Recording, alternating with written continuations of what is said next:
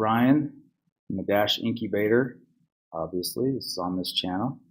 I'm going to be doing, this is my first live stream, and I'm going to be doing some Maya and Dash work today. Not work, but demos, and just kind of playing around, seeing what the ecosystem has to offer.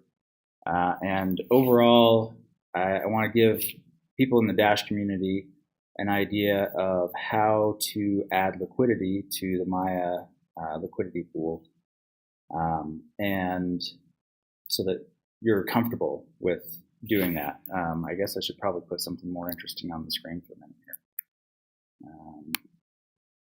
Let's see. Yeah, here we go. That's a good place to start. This will be weird because I can't see myself now, but yeah, because I usually see myself. You usually see me here on the Incubator Weekly channel, and I'm using, what's that streaming? Streamyard, which I can see my face, I can see other people, and I'm usually talking to other people, so I'm already feeling kind of weird. But here is, I've got some provisions with me. I got my trusty water. And I've got a granola bar. I have random candy from the kids from Halloween, and something a little healthier if I really need it. But I'm not going to be doing like a multi-hour stream here, so I probably won't need any of it. But I just thought I needed some friends, and candy and sweets are good friends. So. So yeah, I'll probably also check in with the Discord every now and then. Let's see, am I live?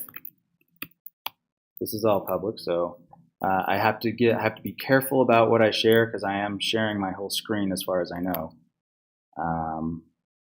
Actually, I don't know that quite yet. Let me just pull up the YouTube channel here and see if I am live and see what my screen is showing and whether it's like how it's cropped and whatnot. Because I'm in the that's the incognito tab. So let me come over here to this other one. Let's see. So don't expect this to be a very this is not polished. This is a live stream for a reason. I'm not. I don't plan on cutting and making a polished presentation here. I just want to give people, some real-time feedback. Hopefully, I get some comments in Discord to kind of guide the discussion. But it does look like I am live here because I can see this, and I see that my face is, here, and so we should be good. So thanks for bearing with me through that. Just the technical things. You can see. Hang on just a second. I did want to say something about. I'm excited. I'm going to this meetup tonight in Utah. I'm always interested in no framework JavaScript development, and that's what we're going to be talking about tonight with this guy. I haven't met him. But I also wanted to mention, as I was going into this meetup, I saw that there was a notification that said that Blockchain Dev Utah meetup was needing an organizer. And do I want to be the organizer of the Blockchain Dev Utah meetup? Because apparently they lost their organizer, and so it was just an empty, people haven't been meeting up. So I took it. So I am now the meetup organizer for Blockchain Dev Utah meetup group. It's 671 members, really good people. I've attended several of these meetups. It looks like the last one was, and this pledge thing I wanted to mention as well real quick. The last meetup was in 2022. So I would like to start making some more meetups, and that will be perfect. I would love to do a meetup for Maya, showing Maya stuff. as well as some Dash stuff, Dash platform coming around the corner here. So this could be interesting, being this new Meetup Organizer. This is interesting also. Complete your pledge profile to collect funds. I wrote a tweet about this. I will just show it real quick so that anybody who is watching from the Dash or the Maya communities, maybe give this a retweet or something, because I think it could be interesting. Let's see, how do I even go to my home page to see what I've tweeted? Profile? Where's profile? There we go.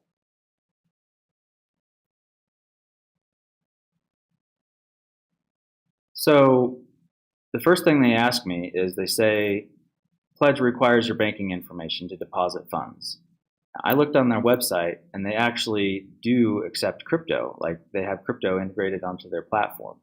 So I'm trying to get them to accept crypto for the Meetup hosts, to accept donations on Meetup. They have a ton of integrations, so I've never actually heard of this pledge, but apparently they do crypto donations, and but not all the way, because I would like to be able to accept donations in crypto and not have to enter my banking information there. So anyway, let's get back to the not regularly, but the scheduled event here. So I want to add liquidity to Maya. So the first thing, I'm going to be using Eldorado first, and then I'll just give you a brief overview of what I'm planning to do. We will be using Maya Scan to check the status of transactions and whatnot, and there's just some code things that I might refer to on this tab, and then I might be switching between browsers. So if you see this happen, oh, this is not, I'm supposed to be minimizing that. If you see this happen, I'm just switching between the incognito and the other browser, and I'm not using incognito for any specific reason other than to show like black and white, so you can know kind of which browser I'm on at any given time. I have the documentation up for Maya that we may need, because I want to show the documentation for the custom memos and how that works, and that it's not as scary as you might imagine. We will also be doing some custom memos in this stream. I expect this, just by the way, I expect to be streaming for about an hour, plus or minus. So if you want to join along with me, great. I can't see comments unless I open the YouTube channel. Maybe I should do that. I had that open already, but I'll just in case there's some YouTube comments, people wanting to know specific questions about what I'm working on here. And I guess when I do this, there will probably be some feedback. I will take the volume down so it doesn't do that. Just so I can see the chat window, and I'll probably pause this once it gets going. Already some comments. So it looks like one time is here, and that's it. So sweet. Glad to see you.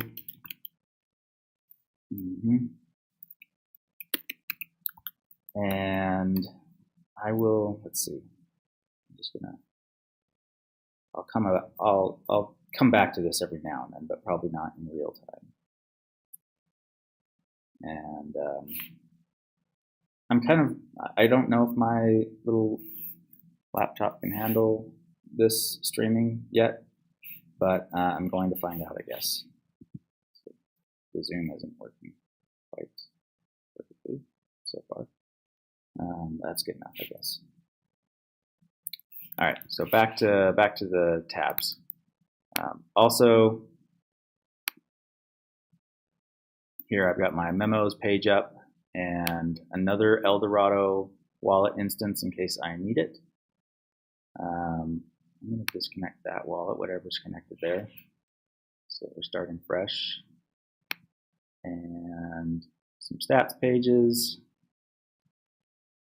I'm also going to, this is going to be the app that I'm going to be using to show how to do a custom deposit using just not Eldorado or what's the other one, Thor Wallet. Thor Wallet and Eldorado are the kind of big players in the Maya scene right now. But I wanted to show that you don't actually need any special wallet to be doing this, to interact with Maya, just as a form of education. I have the Dash Incubator, the wallet that we're building up, just in case I wanted to refer to that. And then I have a few block explorers, just in case, because I've noticed that our Dash Insight block explorer, it doesn't actually show all the transactions all the time. Sometimes you'll scroll down to the bottom of a big list of transactions and it will just stop. And clearly there have been more transactions than what's seeing, so I don't know if I'll need all these, but I just have them open just in case. All right, so enough of the bantering. Back to Eldorado. First thing I wanted to show was just how to create it from scratch. So let's say you're a Dash user and you don't have any idea where to start. You can start here at Eldorado, connect a wallet. So there's also an option to create a new one. So a new wallet, I will show this, but I'm not going to be using this wallet because I'm going to be using a wallet that I already pre-funded. And I'll show you why I did that a little later. But if you wanted to just start a new wallet, you could click this and then it asks you for a password. So I'll just enter a dummy password here. What that password is for, by the way, is, it shows you right here. It's creating a key store. And yes, I know that the screen saw those 12 words, and I don't need those 12 words because I've already got a different wallet that's funded, like I said. But what that does is it creates a file. They call it a key store, and that file just shows. Well, maybe I'll open it right now just to show you what it is. I'll go ahead and save this, and I need to remember that the get one is the one that I have funds on that I'm going to be using today. But go ahead and save that, and it saves it to your hard drive and encrypts it with the password that you gave in that prompt. And this is the one that I just created. You can see today, just now. So I'll open this up. And it'll probably open in a code editor because it's a JSON file, and show you what this key store is all about.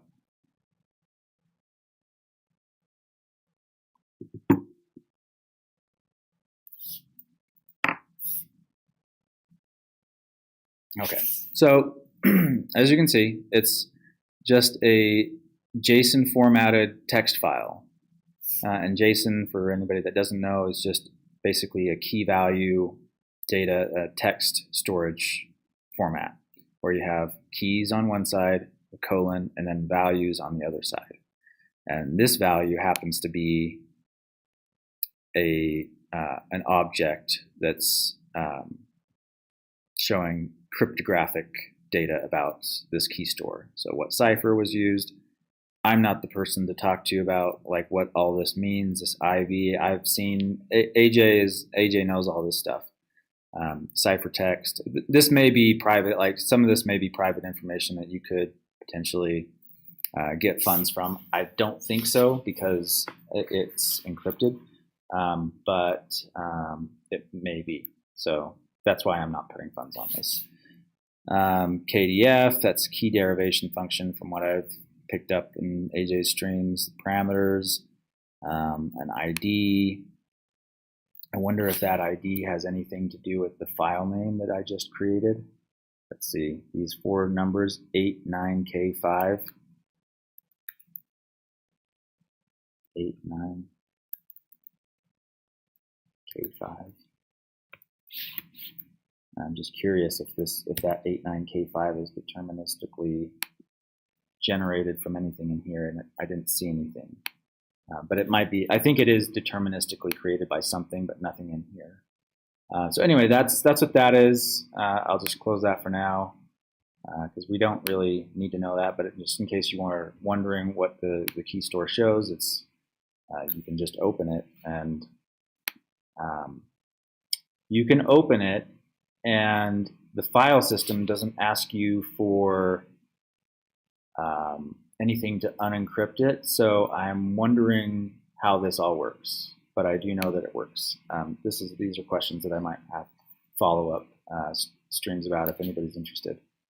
But I'm going to go ahead and just delete that because I don't need it around and I don't want it confusing me. Now I'm going to go back to the browser. It gives you these 12 words, so you would want to copy those over and put them somewhere. So I will put them here temporarily into this. Oops.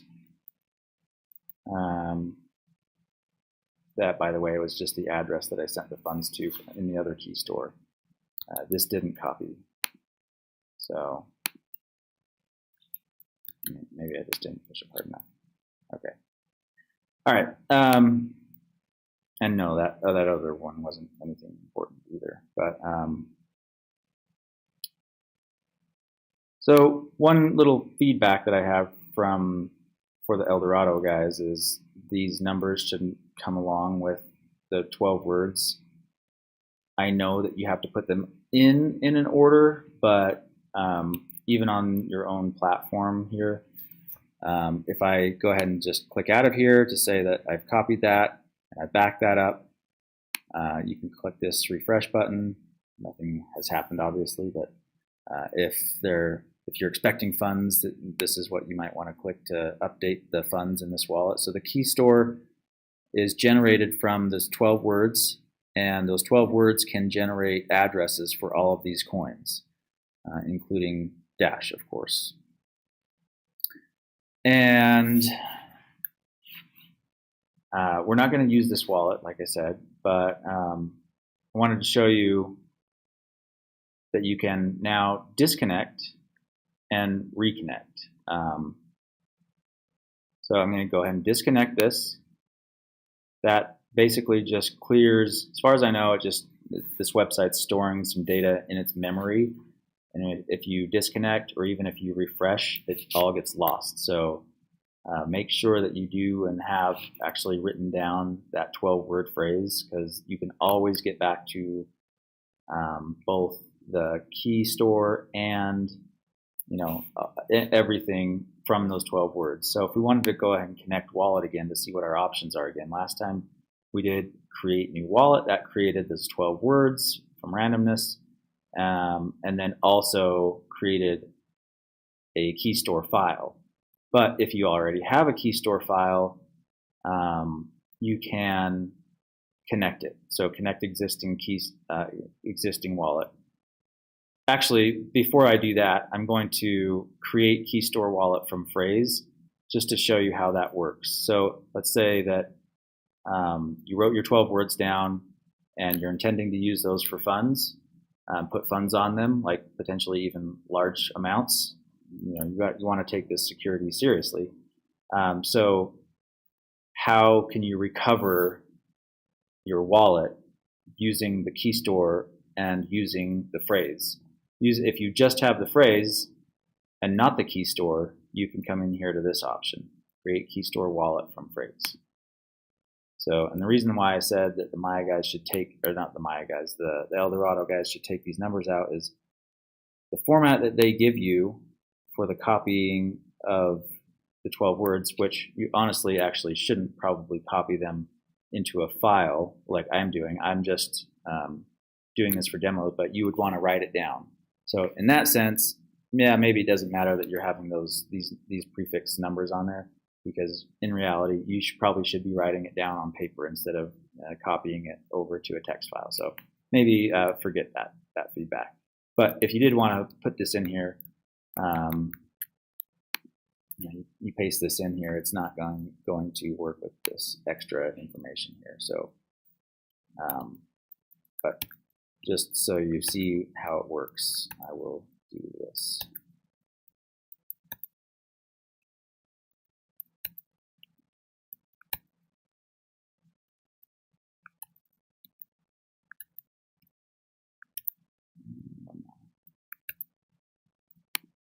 And then this password is a new password that you're creating, because these 12 words, they're not encrypted, like they don't require a password.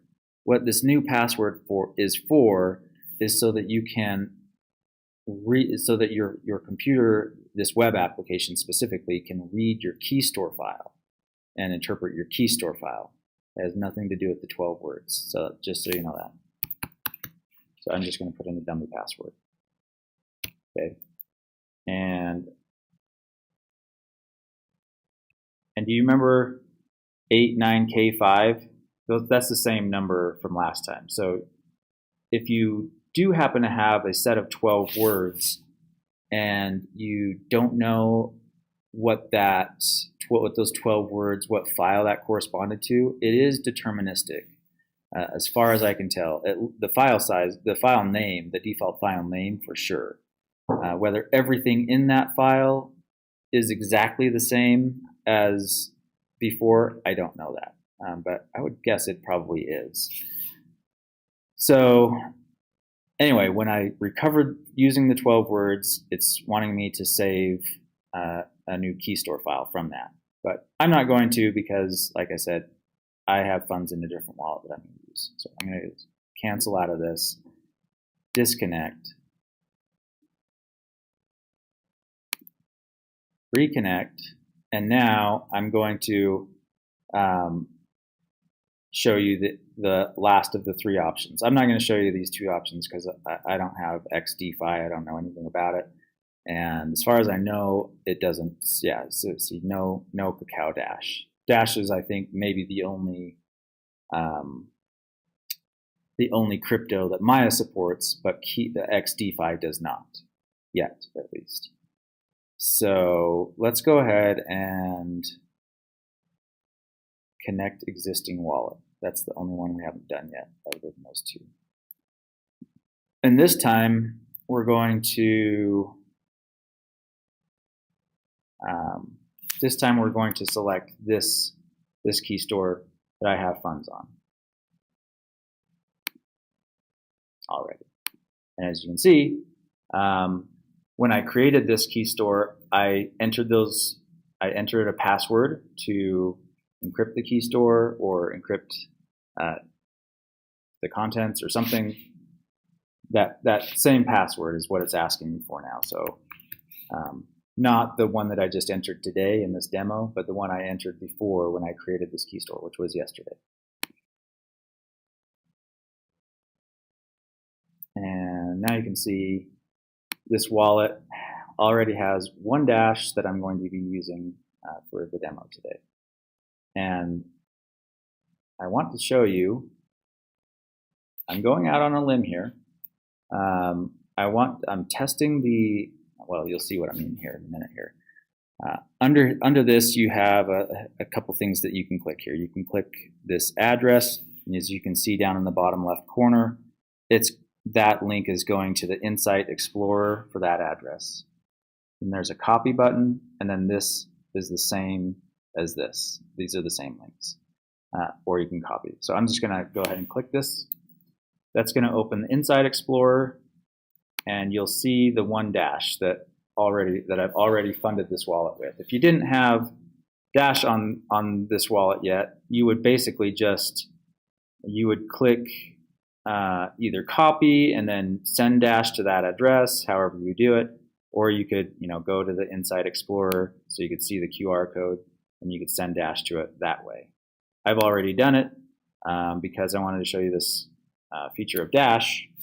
which is that I sent this dash from private send mixed funds. So if I go here, you can see that this wallet was funded from this transaction. And this transaction, all these numbers that you see here, 1 dash, 1 dash, 1 dash, 1 dash, this is what a private send or coin join mixed transaction looks like. So let me just go back to the Eldorado wallet just to see what the address was. It's the 2GH one. So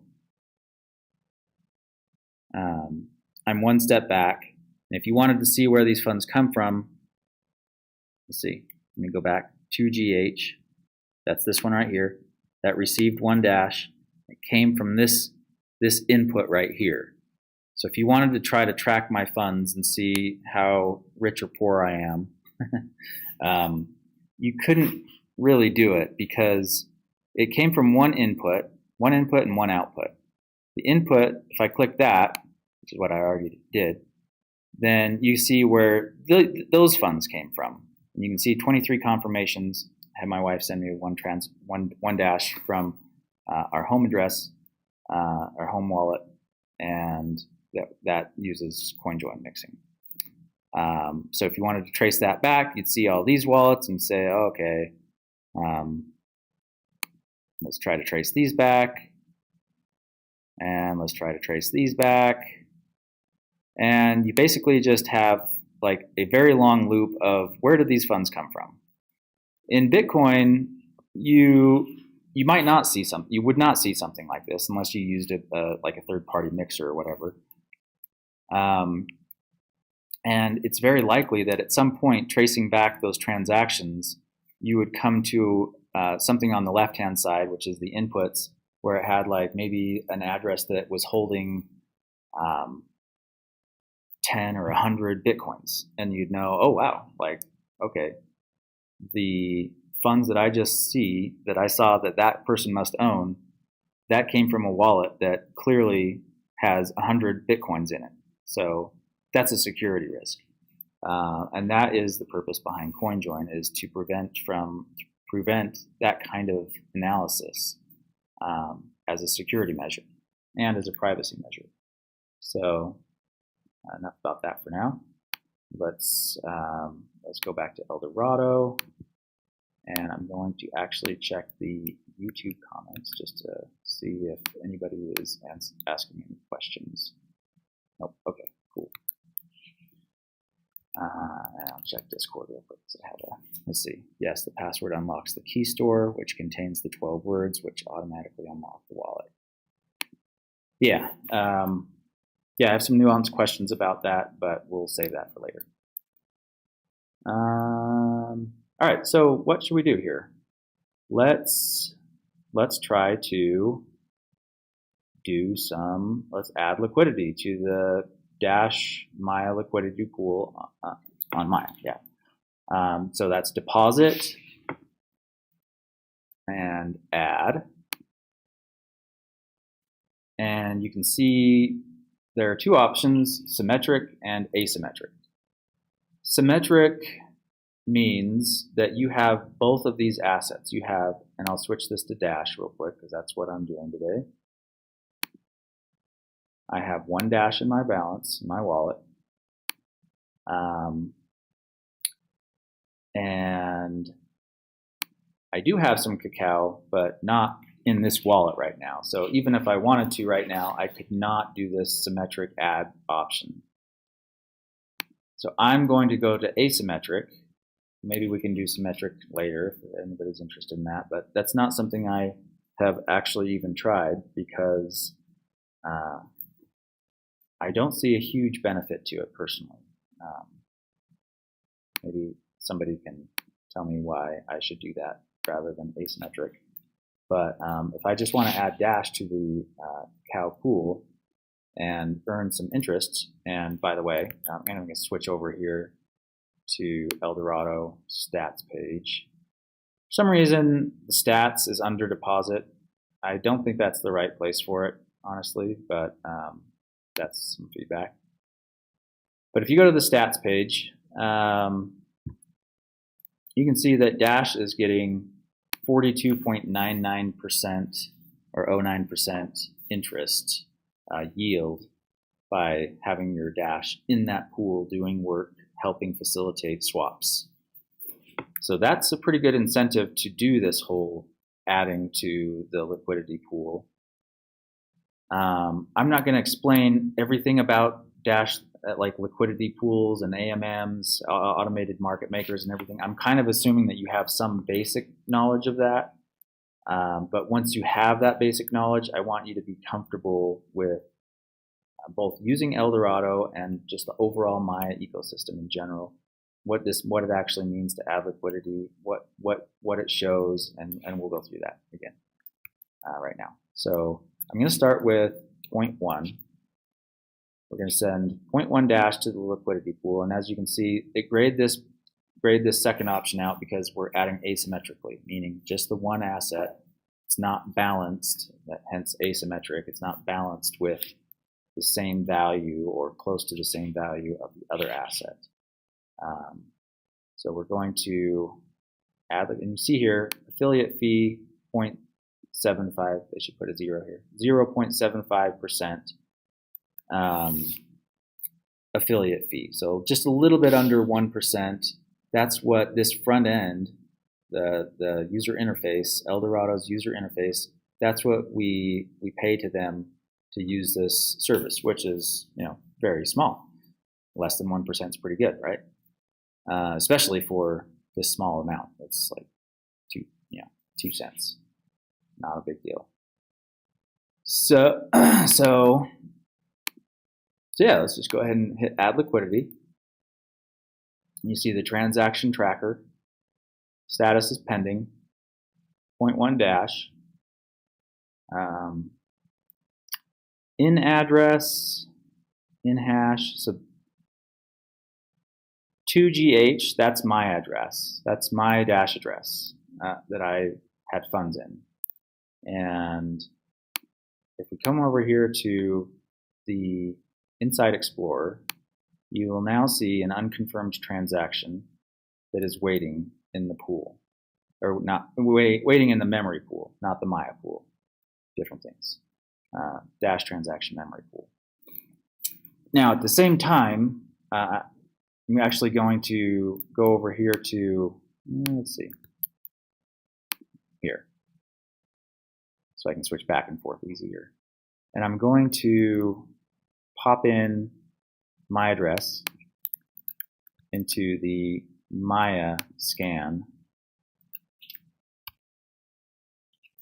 page and see what the status is of this.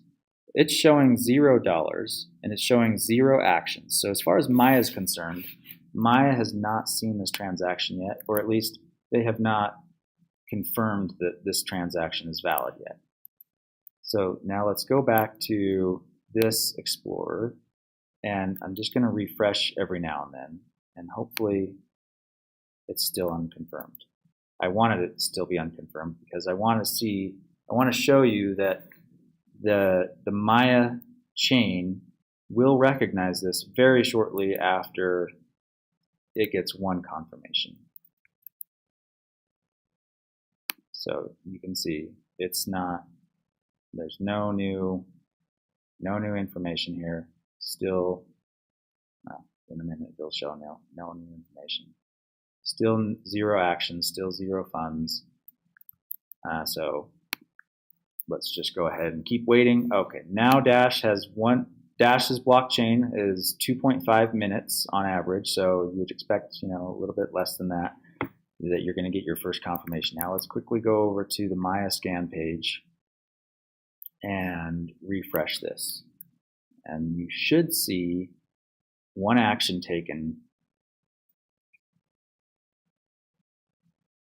There you have it. It received 0.1 Dash, which was $3.89, and it has this one action, and there's some filters that you can, when you have a bunch of transactions, you can filter them. And then you can also filter on the different coin types. But you can see this add liquidity action was made. And if you open up this transaction, so you can see this is transaction hex, as opposed to the address that we were looking at before. You can see that this came through on this page as well. Now, one thing that I want to note here is this is the memo that the Eldorado wallet internally created on this transaction.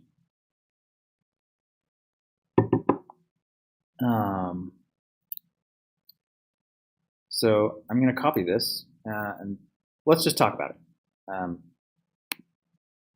What does this mean? This plus means we're adding funds to the pool. This is an add. And you can also write the word add, ADD here. They both work.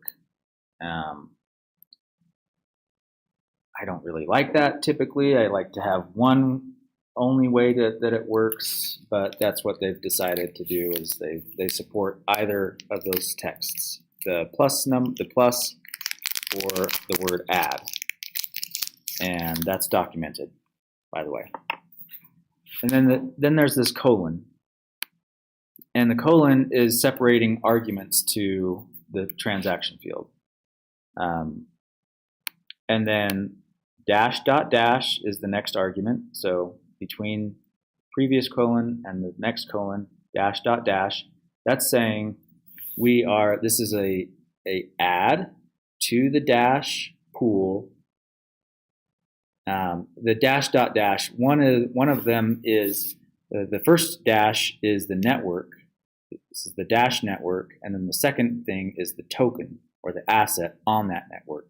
So it's easier to understand this when we talk about like ETH, because there's a ton of different assets that float around and are settled on the Ethereum blockchain. So you would see like ETH dot USDC, for example, if you were doing that one. But dash, we just have dash dot dash. Then you have two colons, which there's an empty argument in here. And so there's nothing in this field, and I'll show you what that meant and what it's obviously an optional field. Then the next field is ELD, and as far as I understand, Maya has a concept of Maya names, and so similar to what Dash is doing with Dash usernames, I think, and I could be wrong about this, but I think that the text ELD is mapped to an address, or maybe even a set of addresses on Maya chain, and it's the Eldorado wallet's username, or Dash, not Dash name, but blockchain name. And I think that you can also put an actual address here, and I don't know exactly if that's a Maya address or a Dash address. And then this 75, so you have another separator for a different argument here for the 75, and the 75 is 75 basis points of affiliate fee. So you saw earlier that it's a 0.75% affiliate fee. That's the same thing as saying 75 basis points. A basis point is, there are 100 basis points in 1%. So this is 0.75%. So that's what the memo is. And I didn't say this before, but memo is a generic term for some text in a blockchain transaction. And in UTXO chains, that text is encoded as an op return in the op return field. So if you've heard of op return, that's what UTXO chains like Bitcoin and Dash and Litecoin that's how they get those memos in there. But in other chains like Ethereum, like EVM chains and other chains, there might be a different mechanism for getting the text, this text into the blockchain. It's not going to be an op return necessarily. It might be something else, and I don't know enough about other chains to tell you, but that's why they call it generically memo instead of like op return or something like that. But it's just a place for you to put text in a blockchain transaction. So that's, I think we covered that pretty well.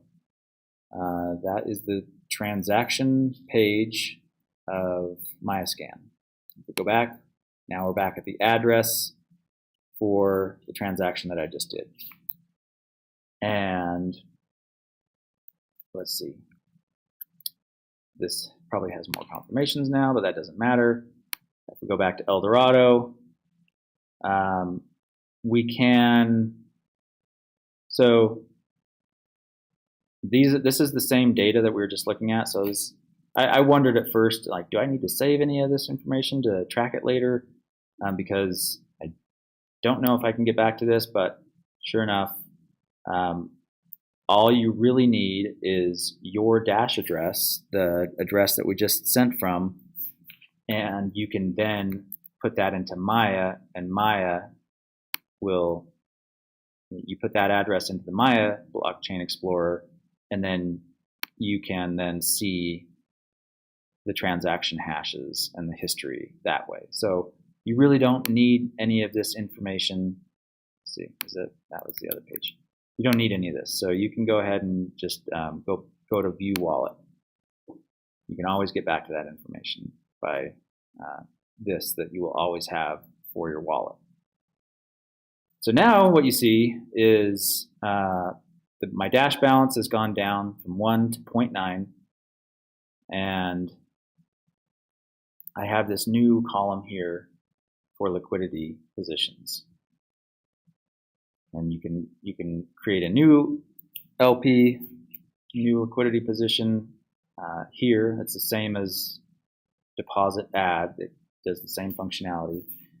Asymmetric and symmetric. You chose symmetric. Yeah, like it takes you back to the same page, and it selects the symmetric tab. But I'm going to go back. I'm going to use the back button and see what happens. Okay, it does retain the state, so that's good. But I actually do want to show you something right now in case you run into this. If I refresh the page, what will happen? Okay, no wallet connected. So just be aware that if you refresh the page, like all this stuff relating to your wallet is stored in the application's memory. And that clears when you refresh the page. They don't store, as far as I know, they don't store anything to like local storage or session storage or anything like that. So to get back to it, you have to reconnect your wallet, which you should be comfortable with now. So connect existing wallet is the option here. And if you, for some reason, didn't have, actually, I think what I wanted to show here now is I'm going to flip over. No, that probably won't illustrate the point enough. But even if you were at a different computer, if you were at a different computer and you wanted to use that, or like your computer got trashed or whatever in between actions, and if you go connect wallet, you can always get back to that key store. You can regenerate that same key store using your 12-word phrase. So as long as you always have that, you're good to go. We do have a key store still here, so we're going to connect the existing wallet through the key store. And it's this get one. Open that. My password. And I'm back to the previous page. It pulled in my addresses again, with my 0.9 balance and my liquidity position. So it's all connected. Even if you get disconnected, you can get back to it. So yeah, let's do it again. Let's add some more liquidity. Let's go ahead and add liquidity. Let's do one more. 0.1. And liquidity. Just go through this whole process again. Now, I've run into this error a few times in doing this testing off this before this. And let's see. Error submitting transaction, fee payer address, does not exist. So go ahead and say okay. I'm going to just try it again. Add liquidity. Okay, error submitting transaction.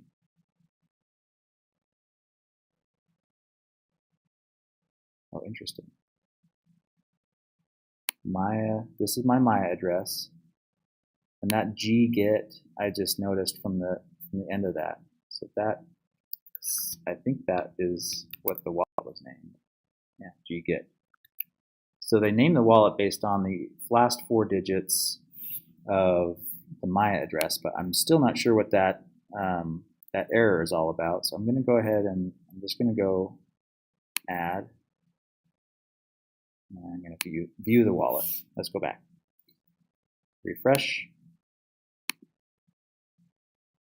I got an error, but I see that the transaction actually may have already gone through. And sure enough, there is a transaction. Actually, now there are 2 transactions. So here's some feedback for you guys. I don't know if I did anything wrong, but certainly some weird things happened there. 2 unconfirmed transactions now, because I clicked it, I tried it twice, I got the error twice, but apparently the transaction went through. And they're not confirmed yet, so I'm going to refresh this page until they confirm.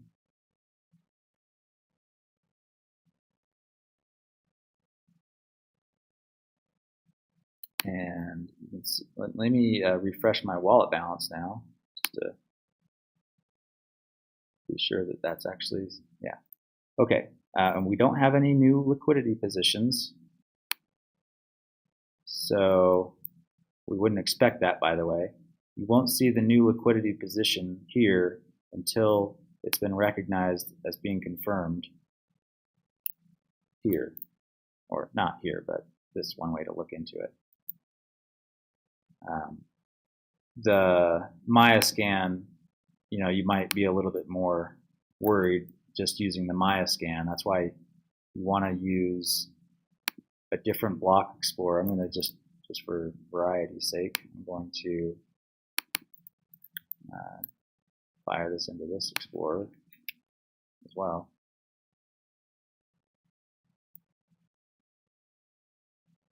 Most good explorers will show you unconfirmed transactions. This one does not appear to show me that. This is Tracer's Blockchain Explorer. Let's see if it shows unconfirmed transactions. Yes, it does. This looks like it was almost based on insight. So let's try this one as well.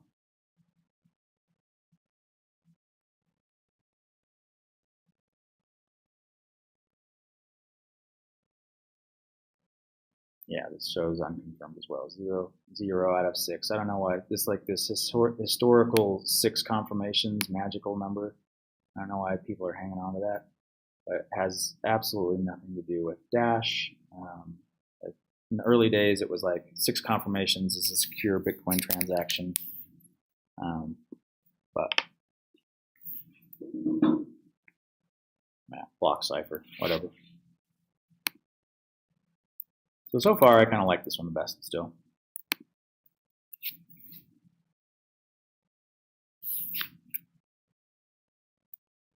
Let me check the comments, see if anybody's saying anything about that error.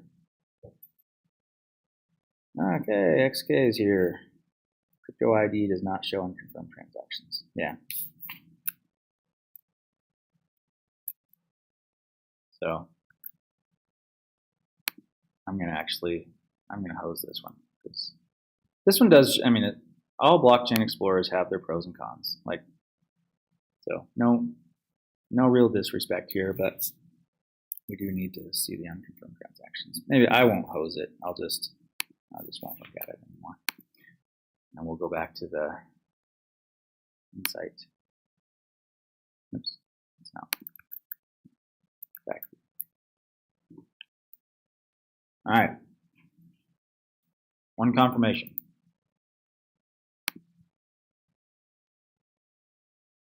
So I'm going to refresh and see if a new liquidity position pops up here.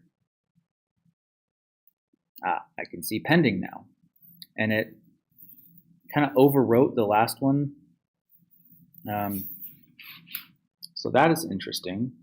I've actually never run into this issue before, and I've added like real money to this, so this is a little bit concerning. If I was doing real money here, I would be a little bit worried, or at least a little upset that I saw errors that appeared to make it look like something didn't go through, but something did go through, and now it's not going all the way through. Okay, one confirmation, and as far as I know, one confirmation is as good as 100,000 confirmations. So I don't expect anything to really improve by getting a second confirmation. Honestly, I don't expect that to improve, but I will go ahead and keep refreshing here, and I'm going to go over to MyaScan real quick and see what's happening on that end. So let's go over to MyaScan. Here we are. This is the address, same address. By the way, it uses the same address, so it's address reuse. This is your dash address. It does not change when you make a transaction. It does not give you, the wallet doesn't create a new transaction for the next one. It sends the change always back to this same address, so just in case that wasn't clear. So I'm going to refresh this page and see if I have more than one actions here.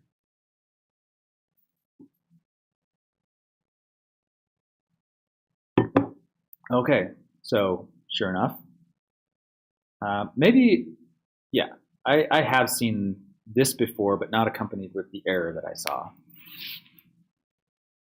So this is somewhat normal to see this pending thing. If anybody knows XK or one time why it's still pending even after one confirmation, because I typically see it go through at that point, then please let me know. But it does look like it's pending, and I did an asymmetric add, so it's not like it's waiting for cacao or anything like that.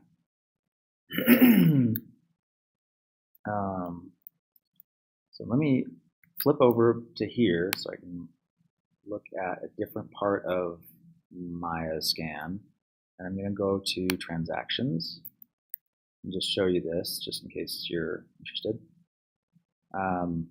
These are the most recent transactions a few seconds ago, blah, blah, blah. Like you can see a lot of activity going through my protocol right now. And just, this is typical. Like there's a lot going on here. You can see how many transactions have gone through in just 6 minutes. How many actions. And one of those that you'll see is, those are my 3 liquidity adds right here. That's the first one. No, let's see. I don't know why it's showing as pending. The 77D one. Flip back here. 77D. Oh, okay. Yeah, that's the first unpending one. I have 3 here. If I flip back here, I see 3. Is this me? Yes, it is me. Interesting. I wonder if there's a UI bug here. Because this is the 77D one. 77D. It's here twice. Here and here. I wonder what that's all about.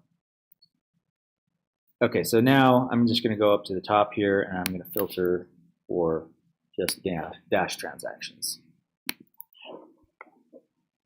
Okay, so this was not me, this is somebody else doing something 18 minutes ago.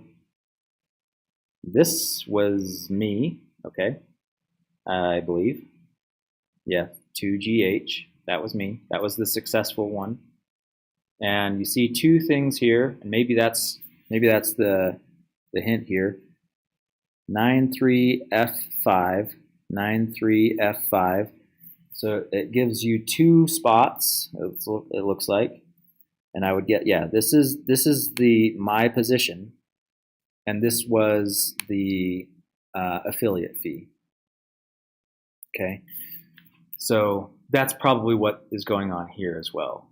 Up here is one of these is going to resolve to be my liquidity position, and one of those is going to resolve to be the affiliate fee. That's my guess. No, actually, that's not true.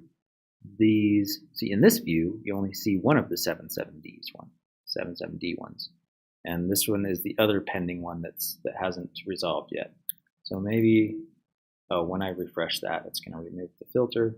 Put the filter back on. But let's flip back over here, and we'll refresh this to see if it ever comes through. And while that's waiting to do that, because I don't know if there's something I need to do to finish that or not. That's why I'm showing you this, like raw user experience here, just to show you what the state of these apps are. I think that might just resolve itself. I don't know. I need to find out more about the pending thing. But while we're waiting on that, we're going to keep working. We're going to go, and I want to show you how to do a transaction, same kind of a liquidity add thing, but without the affiliate fee, which this user interface does support. So let me just refresh this just to make sure it hasn't come through. Yeah, it's still pending here. Go back over to here, see if anybody's okay. Let's see. So what have we done so far? Just basic introduction here. Maya introduces some artificial delays on their end. Y'all should have told me this makes the money. Okay. Yeah, it's been good. Like Cacao's been going crazy, like very good performance, and the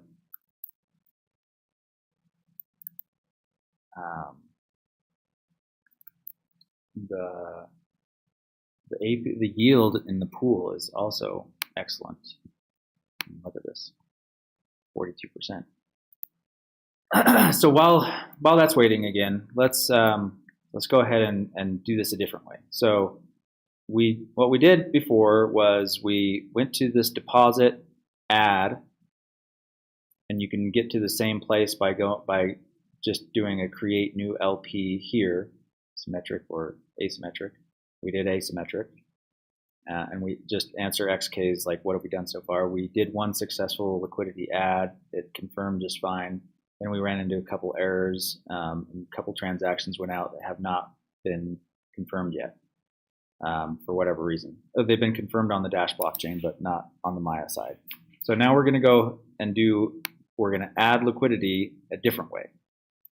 And that different way is you go to transfer, and it gives you this option for transferring Dash. Now typically this menu is for transferring, like what you would probably mostly use this for is if you just wanted to transfer to a Dash address.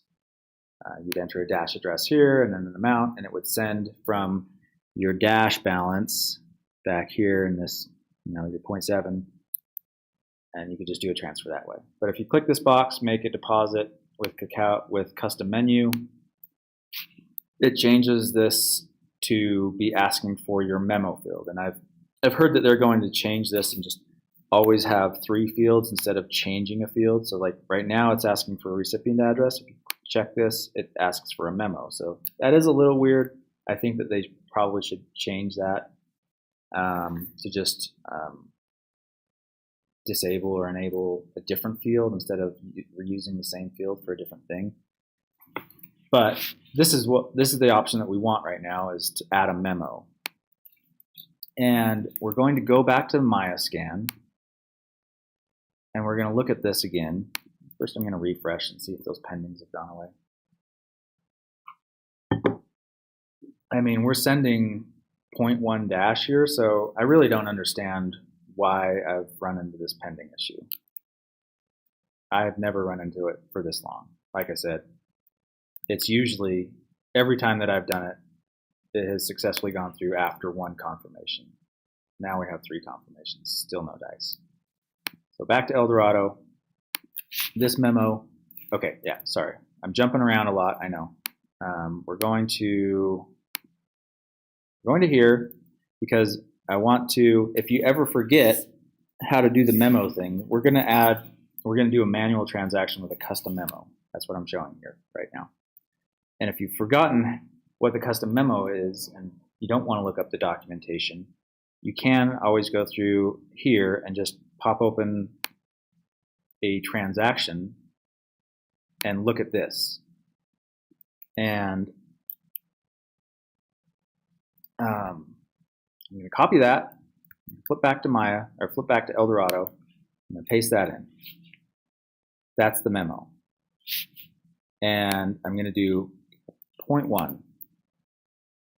And I'm going to leave this whole thing in just exactly how it was. And I'm going to send. It brings up this, automatically opens Blockchain Explorer. The default one that they've chosen to use is the insight.dash.org, which is nice. And it opens up this transaction hash. Now, we're going to look at it. I don't want too many tabs open at the same time, so I'm going to just show you that the same transaction is shown here on my address history. Here's the ones that we've done. This was the funding. This was the successful 0.1 liquidity add.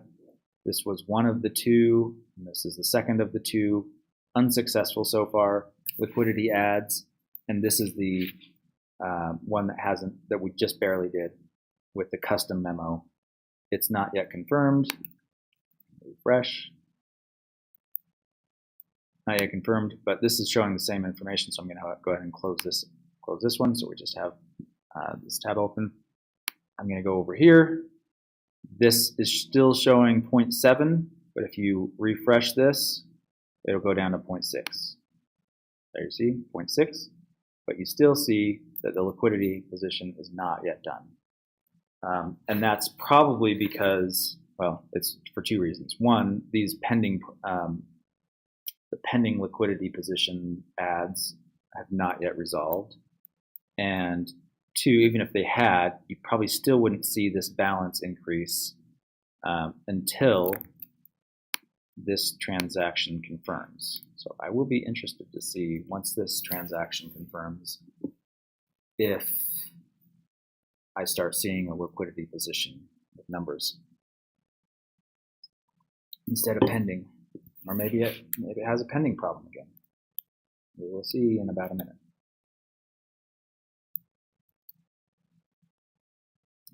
Here, I'm going to go back because the only reason I'm on this page was to get that memo from the previous successful transaction that went through. You know that's a good memo. And this page will have the 3 actions, the successful one, the 2 unsuccessful ones. And as soon as this confirms, we should see a 4th liquidity add stack up to here.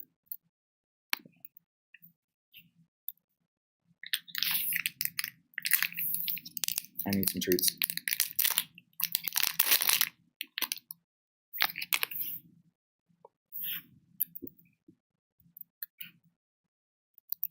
Let's check Discord.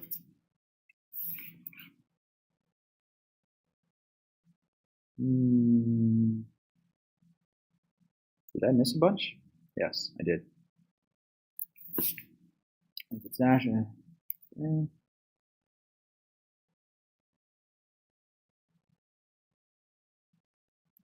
banter. It's streaming now. Oh, streaming swaps. Someday. Okay. On my scan, try clicking on the transaction info to see what it shows. I think I already did that probably. So let's go. Let's see if this is confirmed yet. Nope.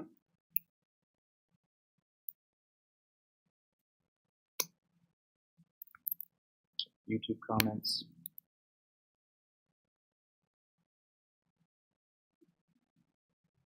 Oh, Jordan's here. What's that mean?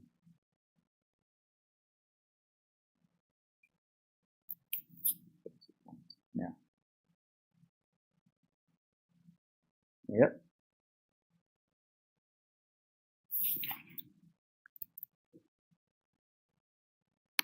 Okay.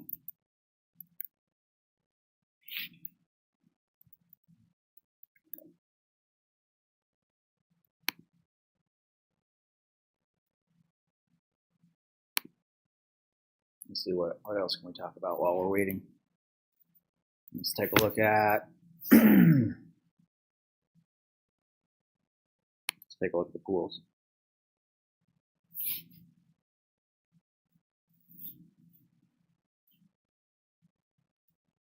Dash needs to be right here. This is not a place for Kuji. That's our place. That's what this stream's all about. Dash is right here. These are ordered, by the way, so if I just drag that in for a little bit so they're lined up. This is ordered by liquidity. So you can see 28 million in this pool, 12 million in the Bitcoin pool, the Rune pool, the Bitcoin pool, Ethereum pool, Kuji pool, Tether. We definitely need to at least overtake Tether. And then here, Dash, we got $538,000 worth in the liquidity pool. It's split between, half and half. Half of the value is in Dash, half of the value is in Cacao.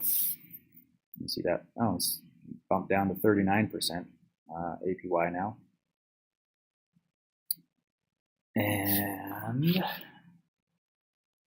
let's go back. Let's go back to the stats page, not that stats page. Eldorado, but not the stats page. That's what we want. That one. Here we are. Refresh. 4 confirmations. Okay. Got a lot of confirmations since the last time. So now Eldorado 0.6. I'm going to refresh and see what happens over here. Nothing. Nothing.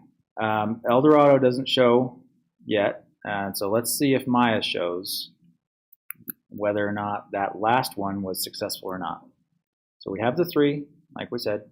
When I refresh this, this should be 4 actions, should be, and hopefully the 4th one won't be pending.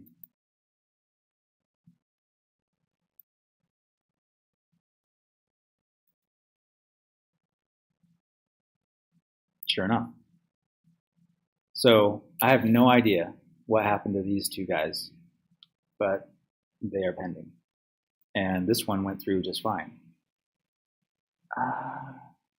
These ones are showing 0.1, and I don't know why they would be showing 0.1 because these we did exactly the same as this one.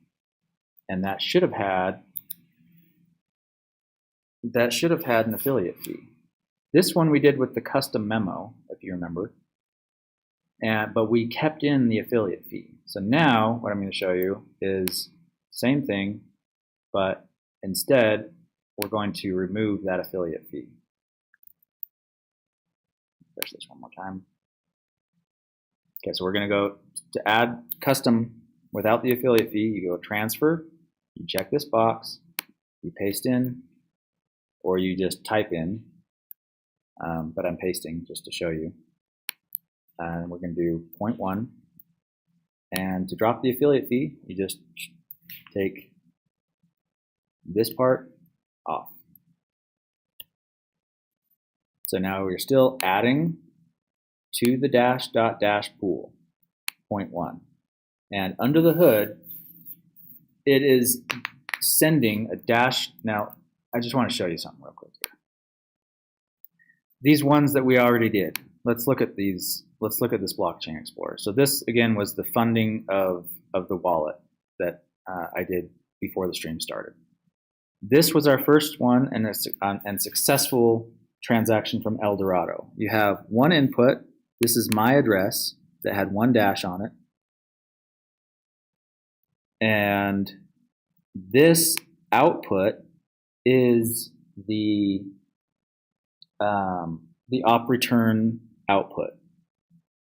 That's what when you see unparsed address 0, that's an op return output that had the memo in it. This blockchain explorer doesn't show that very well. I don't know if others do. Actually I do know that others do show it. This one does not. Maybe if I do this. Oh, here we go. Okay, so again, this is the second trend. This is the first successful one. You see this was 0 dash type script pub key op return.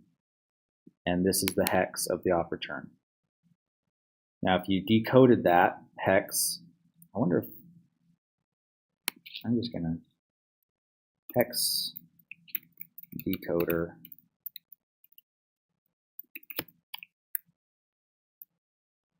I don't know. ASCII, yeah, that might work.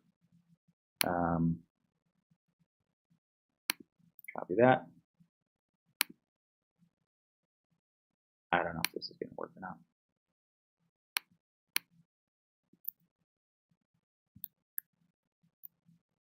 Binary text.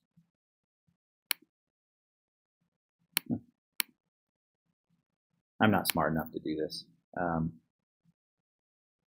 But anyway, in theory, if you decoded that with the right decoding, you'd see the text that we just saw in the memo field. Hexadecimal? No, definitely not hexadecimal. Or definitely not binary. It is hexadecimal. I don't know what the group byte. I don't know what this would be.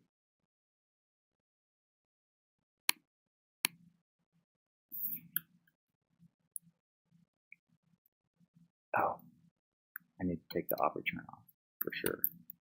Okay, there we go. Okay, so when you decode this hexadecimal, you get this. It's the same thing, just different encoding. And that is that. So what are these other outputs? This one is going to the pool. So this is the Maya pool address, which does change every time there are churns every now and then, and they change the address of the Maya liquidity pool. And they do that for various reasons. One being to just show that the validators do have control of the private keys, and they're successfully controlling the private keys, and so the funds aren't just lost and abandoned. That's not the only reason, but it shows on a regular basis, yes, we can move funds around. It's not just going into a pool that is not retrievable. This other output is my address, the 2GH, going back to my own wallet. So that's what those, just so you understand how the transaction looks. So with that one, then these two are the same, but these ones were unsuccessful on the Maya side so far, still pending. This one is successful. And let's go back to El Dorado. Oh, okay. Here we are. We're back here again. We're sending this dash transaction without the affiliate fee this time. We're going to do 0.1, and we're going to go ahead and click send.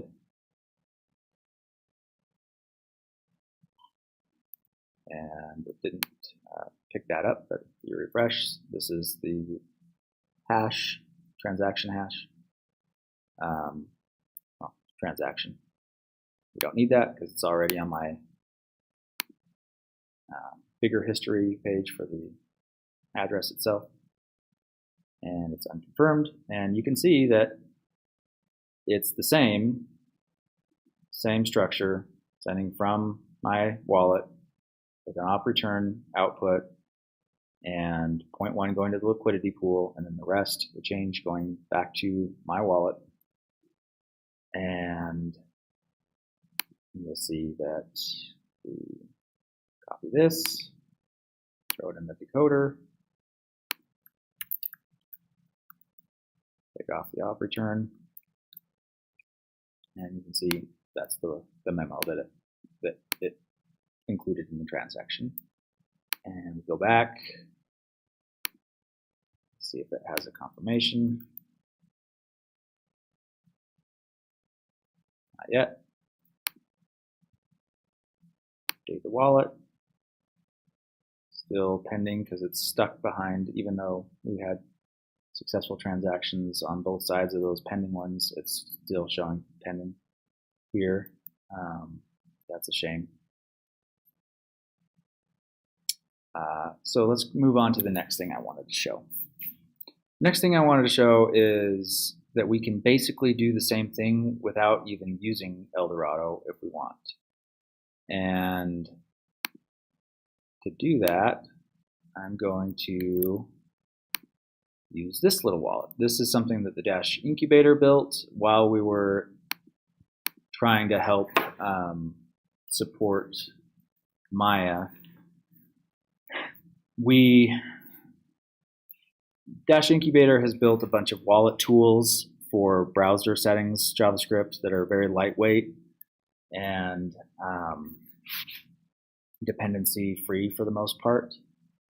And when the Maya integration was happening, the Eldorado team reached out to us and asked if we have any wallets that support op return transactions, which at the time I didn't know what to tell them.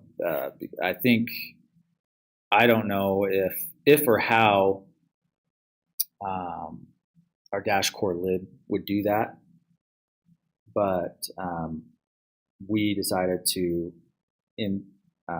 implement the op return transactions in our wallet tooling, and that is what they're using, as far as I understand, under the hood on Eldorado. They're using the tools that Dash Incubator built for this. But they originally were having an issue with their deployment, which just happened to be on a certain service, which I guess I won't name since I don't know if that's any kind of proprietary information or not. But sometimes when you deploy an app using different services, it functions differently based on how those services deploy your app and build your app if it has a build step and whatnot. So anyway, we had to build something to show and deploy to the same service in the troubleshooting, and that's what this is. That's why we built this. But this has nothing to do with Eldorado. This has nothing to do with Maya. This is just a Dash wallet, web wallet. It's the same. It uses the same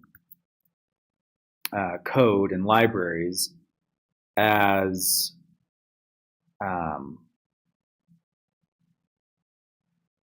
our web wallet, which I think I had somewhere as this. So it's using the same stuff under the hood. So, and you can enter memos, right? It's got some history from memos that I've done in the past on the Dash blockchain, which are all public, so it doesn't matter. But let's see, what memo do we put in here? So let's try the same thing. Let's try the same thing on here that we just did. Remember this screen where we transfer, and then now it's asking for a memo. Oops, now I have something in my different thing in my paste buffer. So I know what it is. I know what the memo is, but I just want to show how to find this information if you don't remember it. Oh, let's see if that's come through. 2 confirmations. So let's just go out here for a little bit here. Now it goes confirmed. Yeah, I think we already did that. Okay, so what are we doing? We are doing a totally custom wallet, totally custom memo, and see if that works. See if it shows up the same. The first thing we need to do is we need to do the memo. So if you remember, it's +:_ dash. And that's all. And if you have a space here, it may have a problem with that, so just get rid of the spaces. It shouldn't. They should have accounted for that. But what address do we send to? So in Eldorado, you remember we didn't have to enter an address because Eldorado does that. Let's see. Transfer. When you do this, it's just asking you for your memo and the amount. But under the hood, it's sending it to the Maya liquidity pool address. So how do we find that? Well, let's go find that in the documentation. I believe, let's see, where's Maya scan? I had it open somewhere. Had it open somewhere already. Don't know where it went. Oh, here it is. Okay, transaction memos.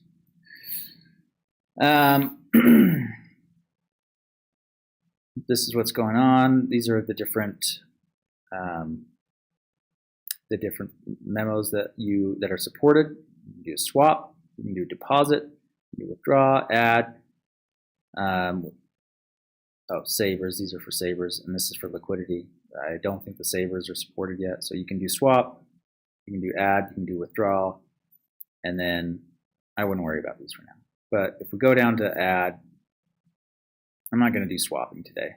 We go down to add liquidity. It shows you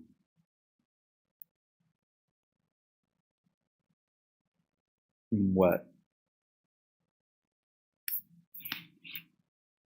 kind of formats are supported.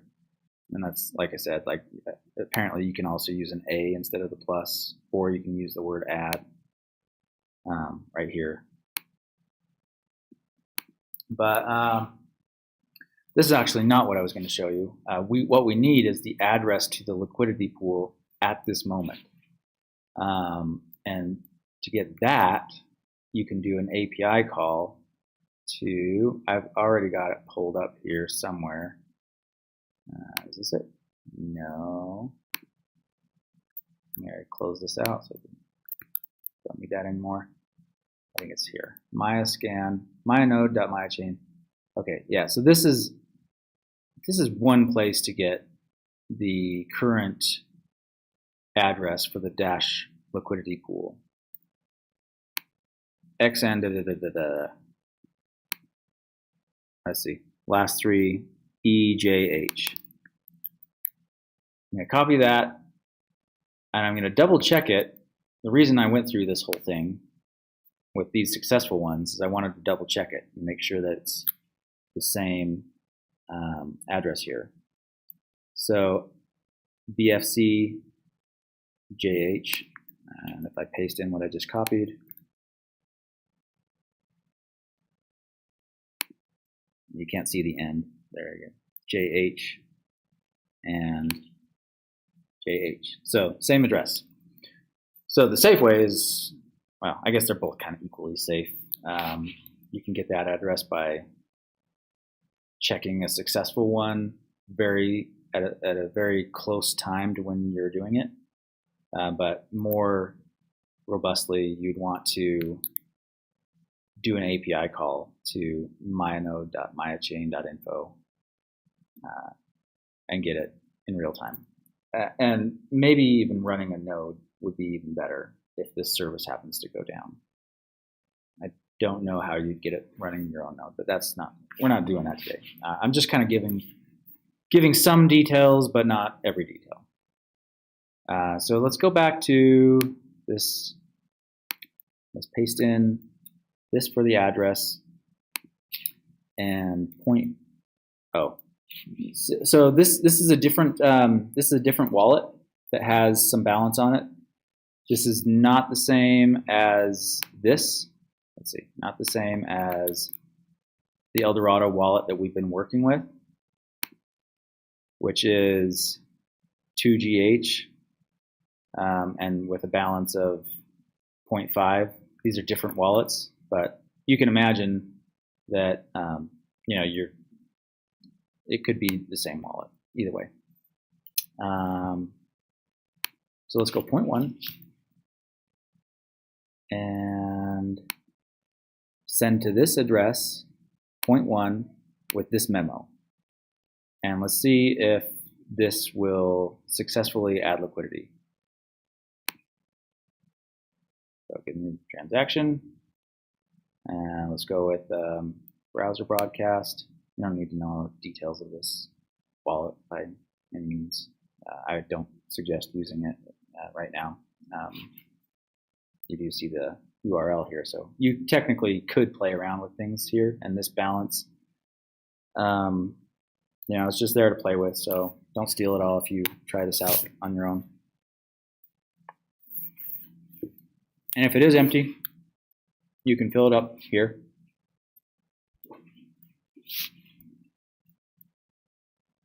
Let's see. Now let's go. Actually, let's use this. Let's use this light browser. And don't really want to show the 12 words, but I guess I will. If somebody really wants to steal, what is this, 0.6? $18 or whatever, $15, have at it, I guess. So let's go here and connect a wallet. And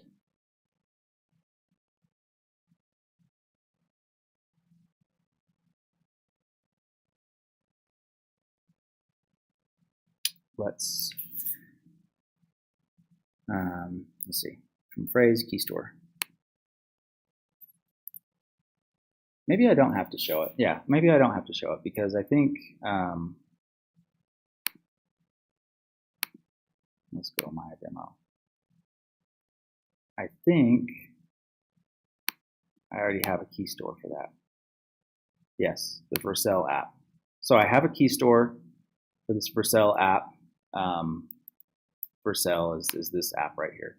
Well, I can't click there, but so I'm going to open that in this tab of Eldorado. Let's see if I remember this password. This is all testing stuff, so view wallet.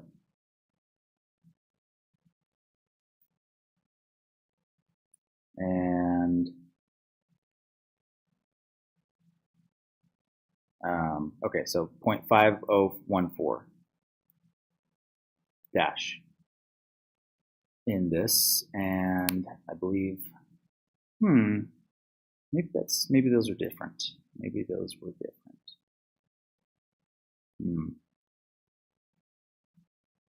At any rate, let's just go ahead with this. Why did this lose my information here? Do I have this open in 2 tabs? No. Oh, it's because we already did it. Sorry, we already did it. That's why. If I refresh this, it's probably going to go to that same balance. Yeah, I think so. 0.5013. Okay, we already sent it. That's why Eldorado here is showing 0.5014. Okay, same wallet. We're good. We're good. And let's check this wallet.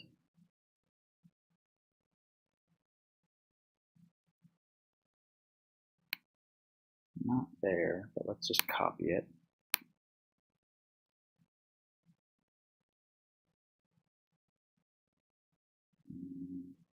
Paste it in here. Let's open another tab.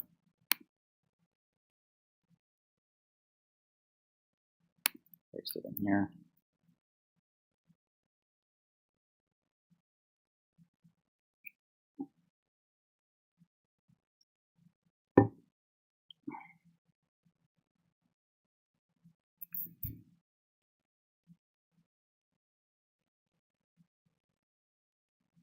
Okay.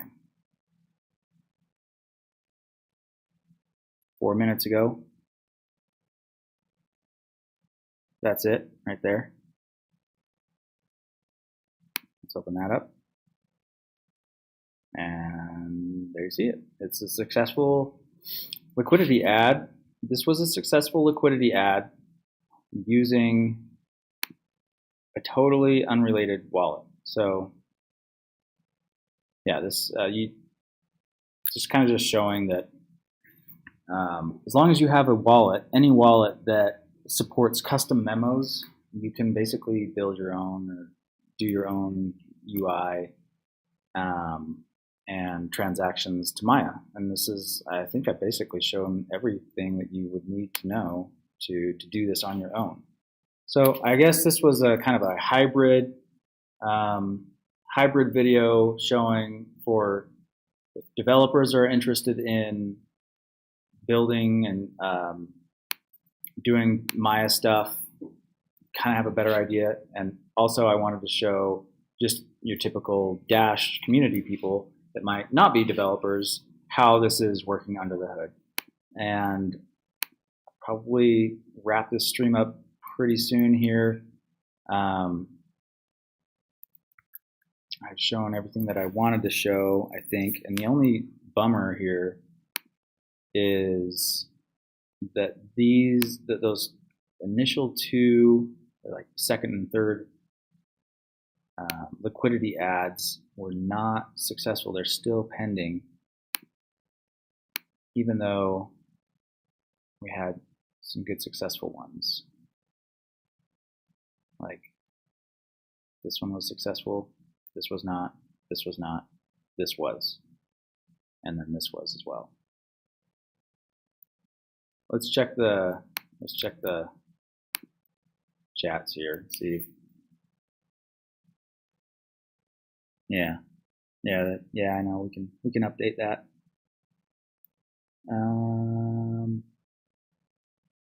Oh wow, we got a lot of comments here. Okay. Yeah, I did that on purpose. I did that on purpose because I just wanted to show that, I don't know if I did show this, but I wanted to show that I took it step by step. First we did the Eldorado, just using it like a normal user would and just paying the affiliate fee and having no idea what was happening under the hood. Then we did a custom memo, but we used the same custom memo. We used the same custom memo that Eldorado created for us, and I did that to show that it does exactly the same thing using it as the default without getting under the hood. And then we took off the affiliate fee and showed that it worked just fine without an affiliate fee. So it's just like it's not required. You know, the Maya protocol doesn't require an affiliate fee. So like if you're doing huge amounts, and I hope that we do. Like coming back to one of the purposes of this stream is I do want to get Dash people comfortable with adding a fair amount of liquidity to these pools. If we got 10, 20 master nodes, whether those are purchased, new or taking down some existing master nodes and putting them in the liquidity pool, that's all beneficial to the Dash ecosystem. And as far as you personally, like I think that there's a pretty good upside when you look back at this pool. I think there's a pretty good upside to putting Dash in the liquidity pool if you can get close to 40% APR right now, as well as, and just so you know, when you put it in the pool, what's happening, even though you're sending just Dash, if you send 100 Dash to the pool, you're going to, the pool is going, I'm trying to explain this without using a reference to dollars because the Maya protocol has no reference to dollars. But you see there's a ratio of amount of dash in the pool and amount of cacao in the pool, and those obviously have a certain market value, and they're obviously equal right here. But what the protocol does is it basically looks at this ratio and says that the price of dash in terms of cacao at the time of deposit is a certain number, and it's the ratio of those two values, not the it doesn't look into some oracle that's feeding a dash USD price and a cacao USD price. It doesn't do that. It uses the ratio of the things that are actually in the pool, as far as I understand, and it will then it will take half of the dash. So let's again say you put in 100 dash, it'll take half of that dash, 50 of it, and it will. So maybe that's how it does it, and then it will do a buy, basically, of cacao. And so then, and it's such a shame that Eldorado is not showing my successful liquidity positions here, but now I lost my train of thought. What was I saying? When you add it in, oh yeah. If this were showing, it would show a certain amount here, and it would show a value here of assets redeemable and cacao redeemable. And if I had some more feedback for Eldorado, I would actually display something different. I would display, I don't know. It's up to you guys, obviously. But I would display something to the effect that gives the user the idea that you only have price exposure to these two assets in those two quantities. But you're not, when you actually do go to redeem it, if you added asymmetrically, meaning you only added dash, then when you withdraw it, it will do the opposite of what it did when you added. It will basically sell the cacao, buy the dash, and it will send all the dash back to you. And that number will be hopefully, a bigger number than the dash that you put in. And then there's all sorts of things about impermanent loss that we won't get into. But you put in dash and you get dash back out. And the amount of dash that you get out depends on how long you leave it in there and the impermanent loss things and stuff like that. But yeah, so while it's in there, you're exposed to the price appreciation and depreciation of both of the assets equally. So yeah, let's see. Any questions? I think I'll probably wrap it up here. Oh, let me finish reading this. Tether and Dash are low because they're real money. Kuji was just an airdrop to the admins and other assorted insiders. Probably some truth to that. But the actual transaction, did you do those two symmetrical? Is that why it's saying pending? No, I didn't. I did them all the same. As far as I understand, maybe I'll have to go back and review the stream. I did click symmetric, but I thought I clicked asymmetric after that. And I think I did asymmetric, so just one asset. Move the leading op return. Oh, yeah, thank you. Stuck on Maya again, so much pending. I see it. It's in Discord. Okay, I'll check that in a minute. Don't show the seed words. Yeah. I may have done that, but like I said, it's only like 15 bucks. Refresh the page. After opening, we could relatively easily update. Yeah, okay. I'm caught up on the chat. Read one time's message in the Discord. Okay, I'll do that.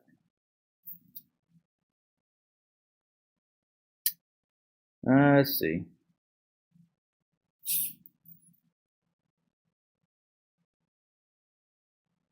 Okay, I'll do that. Let's see.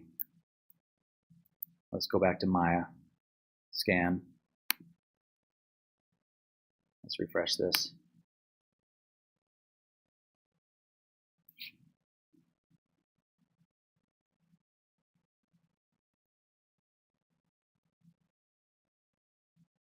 There, okay. I didn't show this before, but here you see this successful liquidity ad of 0.1, and then it's not 0.9 because we don't have an affiliate fee this time. Here's where we did the custom memo with the affiliate fee. Here we did the custom memo without the affiliate fee. We took it off. I'm gonna go. Oh, we want to look into these pending ones. We want to look into those pending ones. Let's look at this one.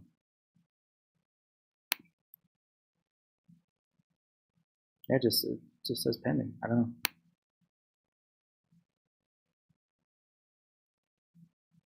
Oh, wait a minute. Memo. Oh, no, it may have done an asymmetric add, because that's what this would look like if it did an asymmetric add, is that you would have that third argument, or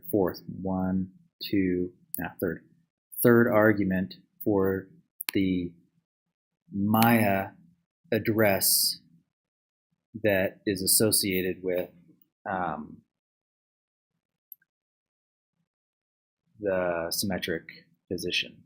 Let me go back and see if that's my address.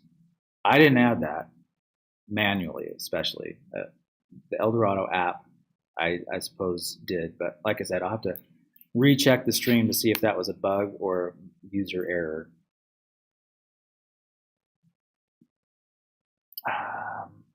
I should just disconnect this one, because this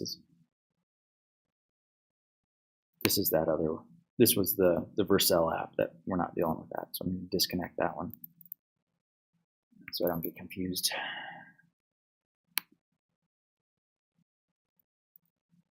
Yeah, because I did click asymmetric and symmetric, but I'm not sure which one I clicked most recently right before I did the transaction. So we'll have to see. But at any rate, that is my address. So I think, yeah, definitely the user interface did think I was trying to do a symmetric add, because this 6G get address is mine, and that's what was showing in this memo field. And if we look up the documentation on the memo field for the 1, 2, third argument, let's see what that says. Here's the first argument, second argument, paired address. So, like it says, optional, if not specified, a single-sided add liquidity action is created. That's, as you know, we looked at it, and when we saw that double colon thing, that was omitted. Even when the affiliate fee was on there, you had this paired address argument to the custom memo field was empty. That's why you saw the double colon. And then you had the affiliate and then the fee. But in the most recent memo that we looked at, this was included and it was my address. So I guess I don't want to do it, but I don't know how long. It's 6 o'clock. I need to go. My wife's probably wondering where I am. Because she has to go somewhere. I need to watch the kids. So I better wrap up the stream right there. Maybe we'll resume this. If you found it useful, we'll resume this. We'll do an asymmetric add. No, we'll do a symmetric add.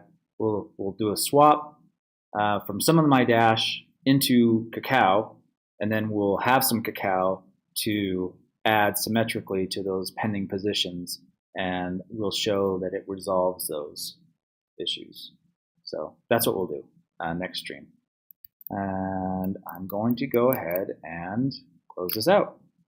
Thanks everybody for watching.